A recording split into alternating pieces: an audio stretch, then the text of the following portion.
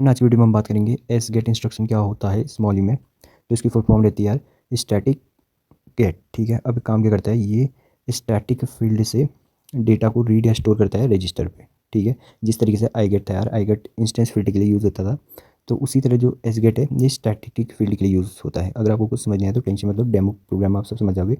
अभी के लिए बस टाइप्स ऑफ एस गेट देखो, ये भी आपको इतने टाइप के एस गेट दिखेंगे, 7 टाइप के एस गेट जो आपको स्मॉल ई में देखने को मिलेंगे।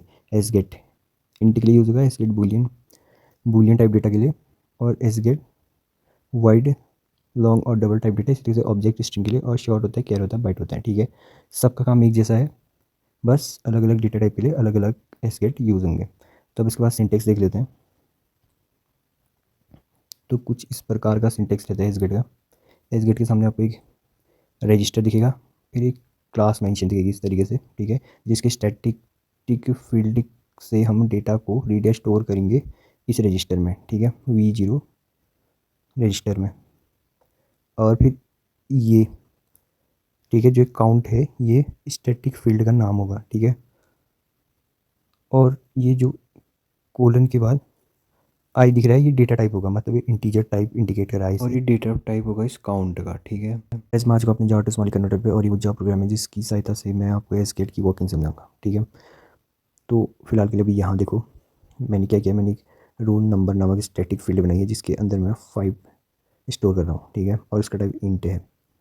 अब नीचे आ जाओ मेन मेथड के अंदर, तो आपको ये लाइन दिख रही है, यही लाइन गाइस स्मॉल ई में जाके एस गेट के सिंटेक्स में कन्वर्ट होगी। तो इसको अच्छे से समझना, इस लाइन में मैं कर क्या रहा हूँ, मेन डॉट रोल नंबर को एक्सेस कर रहा हूँ। मेन डॉट रोल नंबर क्या है, ये स्टैटिक फील्ड है। ठीक है, इसके अंदर 5 है, तो यहाँ पे 5 होगा, इतना आप समझते होंगे। मेन डॉट रोल नंबर में जो वैल्यू है उसको मैं यहाँ इस नम नामक वेरिएबल में स्टोर कर रहा हूँ, और इस नम नाम की वेरिएबल का टाइप इंट है। ठीक है, आई होप तुम इस लाइन को समझ गए होंगे। मैं एक बार और समझा देता हूँ। मैं मेन डॉट रोल नंबर जो कि ये स्टैटिक फील्ड है, इसकी वैल्यू को इस नम नाम की वेरिएबल में स्टोर कर रहा हूँ। ठीक है, अब जैसे मैं इसको कन्वर्ट करता हूँ स्मॉली पे, तो इस लाइन पे आ जाओ। ठीक है, 11वें नंबर की लाइन पे यहाँ पे क्या हो रहा है देखो, एल मेन क्लास के रोल नम स्टैटिक फील्ड जिसका टाइप इंट है, इसके अंदर जो भी वैल्यू थी उसको हमने P0 में गेट कर लिया है। ठीक है, स्टोर कर लिया है। आई होप तुम्हें एस गेट समझ आया होगा। और अब हम बात करेंगे आई पुट के बारे में। ठीक है, आई पुट किस तरीके से काम करता है।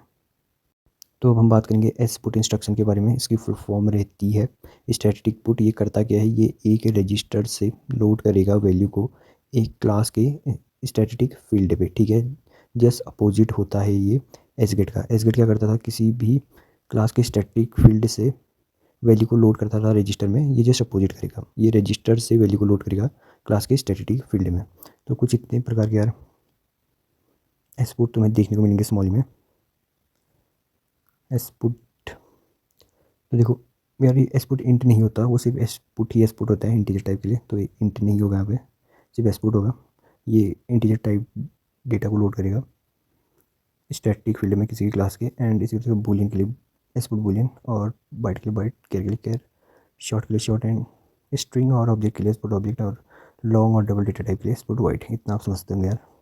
अब बात करेंगे इसके सिंटेक्स के बारे में। तो इसका सिंटेक्स कुछ इस प्रकार का रहता है, आपको एसपुट के सामने एक रजिस्टर दिखेगा, उस रजिस्टर में वो वैल्यू होगी जिसको आप लोड करना चाहते हैं किस सामने वाली क्लास के स्टैटिक फील्ड में। ठीक है, तो ये वो क्लास है L com slash example slash my class, जिसके स्टैटिक फील्ड में आप वैल्यू लोड करना चाहते हो। वो स्टैटिक फील्ड काउंट है, और इस काउंट का टाइप इंट है। ठीक है, एक काउंट नामक स्टैटिक फील्ड का टाइप इंट है, और हम इसमें इंटीजर टाइप ही डेटा स्टोर करेंगे, इतना तो कन्फर्म है।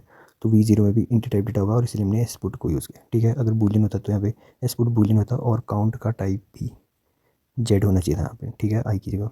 आई होप तुम्हें इतना समझ आया होगा ये कि इस V0 पे जो भी वैल्यू होगी उसको एक काउंट में डालेगा। काउंट क्या है, एक स्टैटिक फील्ड है इस क्लास का। ठीक है, अब हम जाएंगे अपने जावा टू स्मॉल ई कन्वर्टर पे, और इसमें आ चुका अपने जावा टू स्मॉल ई कन्वर्टर पे, और इसमें क्या लिखा है जॉब प्रोग्राम वो समझते हैं। ठीक है, तो देखो मैंने स्टैटिक इंट रोल नंबर नामक एक स्टैटिक फील्ड बनाई है।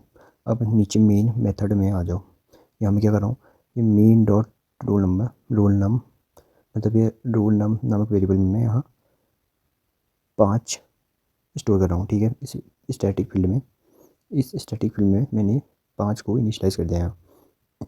आई होप इतना जो प्रोग्राम तुम्हें समझ आया होगा। अब देखो गाइस, यही लाइन इस मॉड्यूल में जाके एस पुट के लिए कन्वर्ट होगी, ठीक है। तो तुम समझ गए होंगे मैं कर क्या रहा हूँ इसमें। 5 को मैं मेन डॉट रोल नंबर, जो कि ये स्टैटिक फील्ड है, इसमें मैं डाल दे रहा हूँ। अब मैं इसको जैसे इस मॉड्यूल में कन्वर्ट करता हूँ, तो यहाँ पे आ जाओ। यहाँ पे देखो गाइस, कॉन्स्ट 4 P0 में क्या गया 5। अब इस लाइन को देखो, इस लाइन में देखो P0 में 5 है। एल मेन क्लास थी और इसका स्टैटिक फील्ड क्या था, रोल नंबर, जिसका टाइप इंट था। और इसमें अब क्या जाएगा, इस रोल नंबर में 5 जाएगा। कहाँ से जाएगा, इस P0 रजिस्टर से जाएगा। आई होप तुम्हें इस पुट की भी वर्किंग समझ आई होगी। तो बनी रहो यार चैनल पे।